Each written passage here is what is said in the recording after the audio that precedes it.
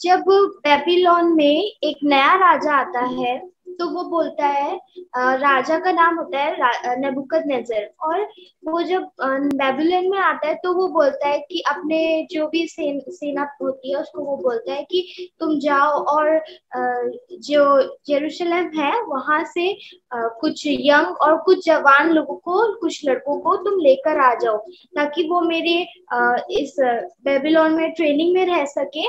और उसके बाद मैं उनको अपने कामों के लिए इस्तेमाल करूंगा।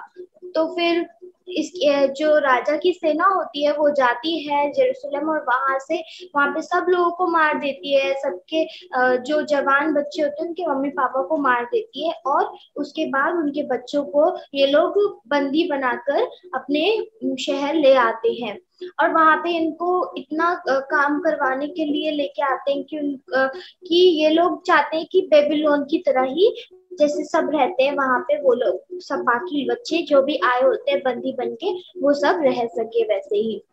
तो राजा जो होता है इनको देखता है, और सब बंदी बन के जो आते हैं उनमें चार लोग होते हैं जो जेरूसलम से होते हैं, चार बच्चे होते हैं जो होते हैं डैनियल, शद्रक, मेशक, डैनियल, हनन्याह, मिशाएल और अजरिया। तो ये चार लोग होते हैं जो परमेश्वर का बहुत भय मानते होते हैं। ये बच्चे परमेश्वर की आज्ञाओं पे चलते होते हैं क्योंकि उनके मम्मी पापा ने उनको बचपन से ऐसा ही सिखाया होता है। और ये परमेश्वर का बहुत भय मानते होते हैं, इसलिए हर काम करने से पहले ये परमेश्वर की बात को सुनकर उसकी आज्ञा की परमिशन लेते हैं, और उसके बाद फिर ये आगे कुछ काम करते हैं।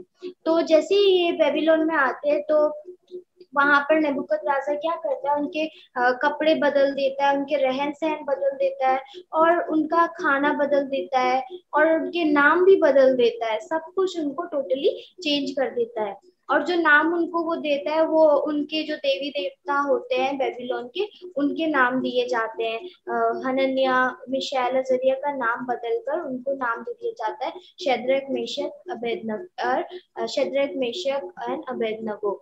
तो ये नाम उनको दे दिए जाते हैं। और उसके बाद क्या होता है कि जैसे ही इनके सामने खाना रखा जाता है, तो वो खाने में होता है मांस, मछली मछली, मीट, और सब वो चीज होती है जो शुद्ध नहीं होती है, जो बाइबल मना करती है खाने के लिए। वो प्योर चीजें नहीं होती है, उसमें शराब होती है, और पानी का कुछ भी नाम निशान नहीं होता उनकी टेबल पे।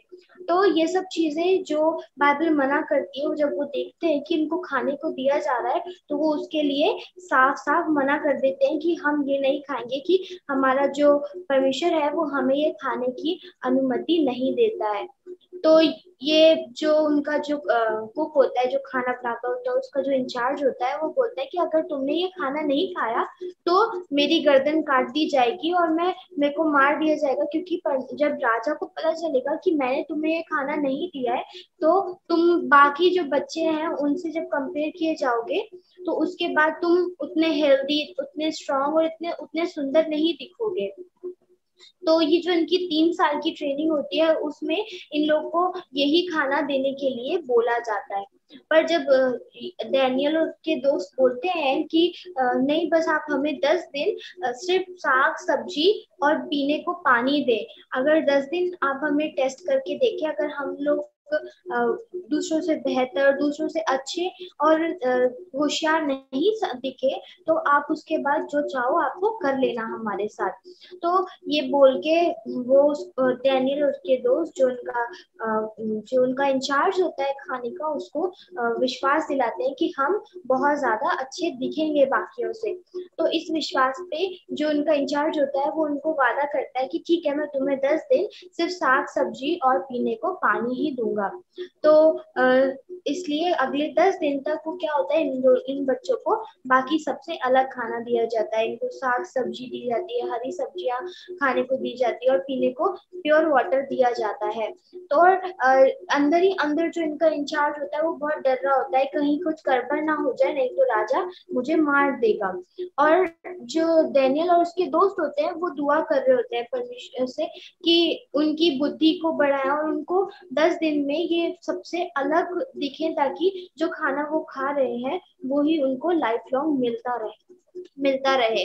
तो उसके बाद क्या होता है जब 10 दिन पूरे हो जाते हैं और 10 दिन पूरे होने के बाद जब इनको लाइन से खड़ा किया जाता है सब बाकी बच्चों के साथ, तो ये बाकियों के तुलना में ये बहुत सुंदर और स्मार्ट और बहुत ज्यादा अच्छे नजर आते हैं। जब इनसे सवाल पूछे जाते हैं तो उसके जवाब ये दे पाते हैं। तो जब ये ऐसा होता है उसके बाद जब जो किसी को पता ही नहीं लगता कि इन लोगों ने साग सब्जी खाई थी उन 10 दिनों में। तो उसके बाद से जब ये होशियार और ये सुंदर और सबसे बहुत अलग पाए जाते, तो उसके बाद क्या करता है जो उनका इंचार्ज, वो इनको पूरे टाइम हमेशा साग सब्जी और पानी ही देता है। और बाइबल इन डैनियल और उसके दोस्तों को सबसे अलग बताती है, क्योंकि ये परमेश्वर का भय मानते होते हैं और परमेश्वर की आज्ञाओं का पालन करते होते हैं। भले ही ये अपने देश में नहीं होते, ये दूसरे देश में होते हैं जहाँ मूर्ति पूजा की जाती है, जहाँ पे तरह तरह के देवी देवताओं के बीच में रहना पड़ता होता है, वहां पर भी अपने परमेश्वर को नहीं भूलते और सिर्फ परमेश्वर की आज्ञा को मानते हैं। तो आज हम छोटी सी इस कहानी से डैनियल और उसके दोस्तों से ये सीख सकते हैं कि चाहे हम कहीं भी हो, हमें हमें हमें हमेशा हमारे परमेश्वर को याद रखना चाहिए, उसकी आज्ञाओं का पालन करना चाहिए और उसकी बातें कभी भूलनी नहीं चाहिए। क्योंकि जो बातें हमारे मम्मी पापा हमें सिखाते हैं वो उनके जहन में हमारा परमेश्वर जो होता है वो डालता है। तभी अगर जो हम बचपन से सीखते हैं वो ही हम बड़े होते होते कर पाते हैं। अगर हम आज अच्छी चीजें सीखेंगे तो हम अपनी जिंदगी भर उन अच्छी बातों को याद रख पाएंगे। तो और साथ ही साथ हमें हमेशा परमेश्वर से बात करके उससे उसकी वो क्या चाहता है हमारी जिंदगी से वो हमें पूछना है। जब वो हमें गाइड करेगा तो हम कभी भी किसी से भी कंपेयर करेंगे तो हम अच्छे और अब दूसरों से अलग पाए जाएंगे, जैसे डैनियल और उसके दोस्त पाए गए थे।